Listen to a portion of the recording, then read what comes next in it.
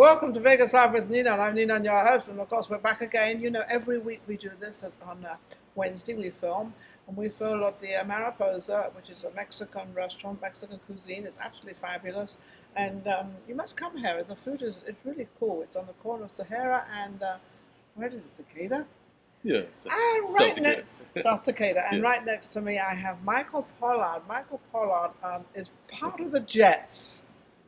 Yes. And because but you're not an original Jet, are you? No, I'm not original. Now the Jets are still originals, though, aren't they? They still have the two brothers, and then actually, it's three brothers. Three brothers. Is Roy, Roy, Leroy, Rudy, Heine. Yeah, and they've all been on the show, and they're absolutely amazing. Mm-hmm. Where are you performing now, Mychael?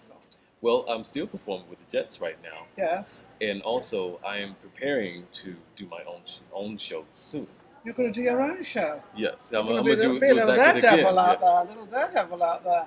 Do you find now that the pandemic and everything? They're saying there's some still cases of COVID coming around and what have you. Whatever's going on with that. Mm-hmm. But do you think that Vegas is getting ready to now start hiring people and getting out there? Because the big hotels haven't done much of it. Well, I think everything is like in a process right now. It's a little time consuming, and also it's kind of like, people are really trying to keep an eye out on things, because even I heard on the news today that COVID is kind of like on a rise again. Yeah, I heard that this morning So I too. just think Vegas is trying to go with the flow and be a little bit cautious. But as far as business, I think is starting to come back. Starting to come Yeah, back just now? It's in a cautious process, with its pace. Well, life is cautious anyway. Yeah, exactly. Regardless of whether we're performing or not performing. Right. But it's been very difficult, for especially in the entertainment business, because this is what they rely on. Everything's shut down. Right. Now people are starting to come out, but now they have to be cautious again. So that kind of disturbs it a little bit. But do you think because people are in the entertainment business, they have the tenacity to not really worry about everything and keep going forward? They've got that kind of, I'll go out and do it anyway. Right, most of us is very gung-ho to just do it anyway. Yeah. But at the same time, we have to do it with caution. Yes. Well, also what people allow you into their restaurants or into their hotels or whatever the exactly. case. And one thing, no matter what career you have, what comes first is your health. You gotta make sure your health is good before you come out and do Well, yes, also you don't want to be carrying something and give it to somebody else either. So you've got to be cautious of that as well. Absolutely. But it's funny, I was just talking to a gentleman and we were talking about, being overweight and everything, and he said he's got this great nutritionist and this, that and the other, and he's saying she tells me to do this and that and everything else. And I said, there's only one solution. It's what you put in your body and what you eat. That's all it really is. And you got to exercise too. Well, as you get older, you've got to start exercising. But it truly is. If you're going to eat a lot and then you've got to exercise, that's superfluous. That's to me, that's not really the right way. But I think it's definitely what you eat. And then you say, well, no, I'll work it off. Well, trouble is they might work half it off and not all of it off. Yeah, and see, when you put that all together, it all goes hand in hand, and you even get a better outcome. Yes, you get a much, much better outcome. How do you keep your health? Because you're pretty trim here, and you look like you go to classes for this muscle build-up thing. Well, if you're performing with the Jets like me, you're going to be burning off so many calories, and because it's the Jets, it's a very high-energy show. And we performed for like 75 minutes on stage, so we're like constantly moving. Constantly moving and everything else. Now you play the drums, right? I do play the drums, but with the Jets, I play keys and vocals. Keys and vocals, yes. Okay. All right. Now I've always wanted to know this. You've got the keys, right? And then you have the piano. So you play the piano, but you call them keys now. Well, it's not a piano out there. There's a keyboard, right? Yeah, definitely keyboards. It's a keyboard. So I have to get that into this little head of mine that these are keyboards. Yeah, see, when you're in a situation where it's like electronic, most folks call it keyboards. Yes. But when you're dealing with an acoustic situation and you have piano that have the actual strings, yes, piano. That's a piano. So there's definitely a difference between the two, though they bring out the same sort of thing. Same sort of thing. Yeah, same sort of thing. Yeah, same sort of thing. Because I was talking with a fellow musician the other day, and I was telling him, like, look, The piano has a different vibration when I play it, but when I play electronic Keyboards. keyboards, it's a different vibration. You know, you got the electronic vibration, you have the acoustic analog vibration there. Which one do you prefer? Because they both give something different out there. Yeah, I actually prefer both. You know, like if I'm doing like my own thing or anything like that, I would have probably like both. You'd have both of them. I would like to have both. So, do you play the piano as well? Obviously, you'd probably do. I'm sure you do. Absolutely. And when you play, do you sing? Sometimes. Are you a singer? Kind of a singer. I mostly do like background vocals, comp vocals, and sometimes I sing occasionally. Yeah. So how long have the Jets, you know, these are the original Jets, how long have the Jets been out? Well, the Jets been out since the 80s. Since the 80s. You know, like... they've never grown up, actually. They don't look any older. They look old, don't they? They all look great, and what they put out there is amazing still. Yeah, they keep themselves up well, you know, with everything, and, you know, we just try to make the best of it. Yeah, you know, absolutely. So where are you performing now? Well, right now is a Planet Hollywood V Theater. Still at Planet Hollywood? Yes, Planet Hollywood V Theater. At the theater there, and that's on the the walkway? It's on the strip. It's by the Paris. By the Paris. And across the street, I think from Bellagio or something. Yeah, I think Bellagio across the street too. Right. Absolutely an amazing show, and the energy they have. Do they still have the two ladies singing in it? Yes, they still have Vise and Vanessa. And they are, if I remember rightly, are they relatives? Or yeah, are they sisters? One is a sister. One is a sister, and one is a cousin. I think. Yes, Yeah, yes. she's pretty cool. And I think last time I had them on, I think one of them was pregnant. No, she wasn't there, but I presume she had the baby back. Right. Yes, she had the baby. That was Vise. Yeah.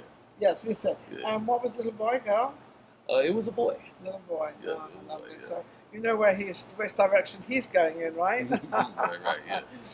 He's got to play one of the instruments, or he's going to be singing, or whatever he's going to be doing. He'll be in the entertainment business. Right. They are already moving. He's already now sing higher. right. Take it easy. Don't destroy your voice. You can't even talk yet. So you're putting your own band together, and why are you doing that? Well, right now, I have things on standby for that. Let's see. But what I do have right now is I have a new single that's going to be released on May the 15th, which is my birthday. Oh, happy birthday. Thank you. And it's a cover song by a American jazz band called Hiroshima. Hiroshima. Now, was that something to do with Japan or something? Yeah, something, if I remember yeah, I think rightly. they're like relatives, like brother and sister. Are they Japanese? Yeah, Japanese. One of the main members I do know of is Dan Komoroto, and they had a hit song called "One Wish" in the '80s. Yeah. And "One Wish," I kind of grew up listening to that. My mother and father, they listened to Hiroshima, and I had got a chance years ago to actually perform it live out here. And it turned out to be well. And so I decided, I was like, you know what, let me do a cover version of this song and release it. So that's what's going to be released on May the 15th. So May 15th. Now, Yes. do you have a complete band for this? What do you have exactly for this? Well, Or is this, are you singing, or who's doing the vocals? oh, there's no vocals in this song. It's an instrumental. Yes. Instrumental only, Yes. which Yeah, is quite nice, actually, sometimes. Yeah, sometimes, yes. So is this your complete band, or is it the band, the Hiroshima band as well, that you're involved in, or how is this working? Oh, okay. I'll explain. So the way it goes is I'm a producer, arranger, composer. Okay. And so when I go about doing that, the way I did the song is I did the production, I played all the instruments, and did the mixing and did the mastering. So I went through that process. I did a whole song myself, and so I decided to put it out. So it's an in-house. Mm-hmm. Your house. Yeah, pretty much. Yeah. Your house. So that's the way the song was done, and believe it or not, I actually recorded this in during the pandemic, like early 2021. Okay. Because right now, like through the pandemic, I record so much music, you know, like from August 2020 up to now. And it was like every day I was just knocking out songs back to back, just recording them. And because I know a little bit how this is done, because I've been into many recording studios, so I know that they've got the singing booth for the person for the vocals, and then you have the computer this is amazing to me because you can have the drums, you can have them low, you can change whatever you want. Absolutely. So you're actually producing this particular song on a computer, and this is why there's so many. I think the challenge this day and age is there's very few live bands, Right. and more of a recording from the computers. Right. Yes. Do you prefer that, or is it easier, or is it because you got to put all these instruments together, which you already know. Right, yeah. I prefer mostly things live, but due to the convenience of how things are in this lifestyle of nowadays dealing with technology, Technology's I amazing. kind of do and kind of don't really prefer it because I also like to work with real musicians to actually make it happen that's too. always fun. Yeah, it's fun to get musicians involved where they can add their 2 cents to the composition and things of that nature. But since technology gives us the luxury to be able to really do what we do, we're putting out ideas, then it's like, yeah, I could take that. And if you make a mistake, it doesn't matter. Let's change it. Right. And so the good thing is, the analog days, like over 20, 30 years ago, I mean, it was a lot of splicing tape and things like that. But now you have the luxury where you can go press one button, or you just slide that mouse there, and you can just splice it. And you can just splice it, and it can be one frame, it can be half a frame, it could be like a second. I know that because I used to do editing. I did the editing, and I think editing is so amazing because if somebody stutters or does something, you just cut it out. And they look perfect, and it sort of matches, it folds together, which is amazing. But you still like to do live performances. Yeah, absolutely. I love it. And it's a beautiful thing where you're performing for an audience that they can give back that same energy as you, and that just makes you want to just give more and more and more. Just the love of it.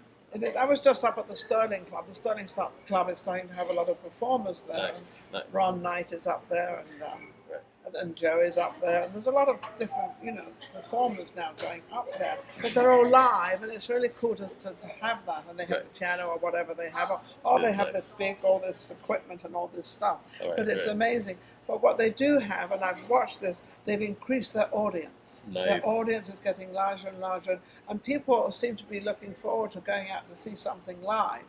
And to see what is going on. So, do you only perform with the Jets at the moment? At the moment, yes. Yeah. But to be continued and to be announced. There's more to come. To be continued and to be announced. Right, exactly. So there's some stuff. But you would always be. But you can't play 2 places at one time. No, you can't. So, and if you are playing with the Jets, do they solely want you to play with them, to be with them, or do they mind you doing other stuff? Well, right now, long as I keep them as a priority, that's all that matters. As long as I'm on the schedule with them, all is good. But there is another project I performed recently. There's nothing but projects going on. Yeah. It's called Unique Massive. A Munich Massive? Unique Massive. Oh, Unique Massive. Okay. Yeah. A friend of mine by the name of Elvis Lediner, German guitarist, he called me up recently. He was like, hey, you want to come out and perform? And now he plays with Blue Man Group. Blue Man, are they still performing? I think so. Yeah, I think he was involved with Cirque du Soleil too. He did that. So he called me up to do his project, and I said, okay, I'll come and play keys. And we performed live recently, and it was a nice performance. Fabulous. Mostly improvisational music. Everything is created on the spot. Whatever he vibes off, I vibe, and the other musicians vibe. And that's when you're playing live to the audience. Right, live to the audience. Live to the audience. Yeah. It's a funny thing because, when we do something and we make a mistake, only we know the mistake. The audience don't know you've made a mistake. Right, 9 times out of 10. Mr. Bar or something. Right. Yeah. But nobody knows you've made a mistake except the whole band. Right. When you do make a mistake, do they cover for you? Do they kind of, It's kind of funny because one thing I learned from Miles Davis, saying hey, if you play that note like that again, play it like you meant it. Play it like you meant it. If you playing in A major and all of a sudden you wanna do a ripple on an A flat or something like that, well, you musicians know what I'm talking about. And you do it like that, you're like, man, that sounds kind of wrong. But you know what? Let's make it sense. Something like that. It might just work.